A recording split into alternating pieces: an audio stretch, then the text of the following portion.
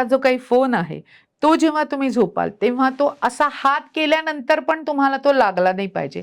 एवढ्या अंतरावरती जर का ठेवलात तर ते नॅचरल तुम्हाला फिनॉमिनॉन मिळतं की तुम्हाला झोप शांत लागेल. बरोबर आहे. आता ह्या सगळ्या गोष्टी करताना जेव्हा आपण बाकीच्या गोष्टींना महत्त्व देतो, तेव्हा लवकर जेवणं, लवकर झोपणं आणि मी तुम्हाला सांगितलं डिजिटल डिटॉक्स, तसं आपली झोप आपण वेळेवरती झोपतोय ना, आज 11:00ला झोपलोय, उद्या 1:00ला झोपलोय, परवा आपण 2:30 वाजता काहीतरी बघत बसलोय, असं करू नका. झोपण्याच्या आधी 1 तासभर मोबाईल तुम्ही बाजूला करून ठेवलात.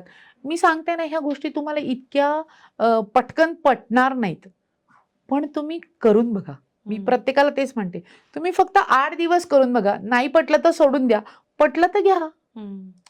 तुम्हाला फुकटचा सल्ला आहे ना, इथे कुठे काही विकत आणायचंय तुम्हाला. पण जर का फुकटच्या सल्ल्याने एवढे मोठे फायदे होत असतील, तर उद्या प्रणिता मॅडमच्या पॉडकास्टला दणदणादण प्रतिसाद मिळतोच. कारण ते करून बघतात. आणि तुम्ही तुमचा अनुभव घ्या आणि मग तुम्ही ते करा. हे जर असेल तर आपण करायला नक्कीच तयार असतो.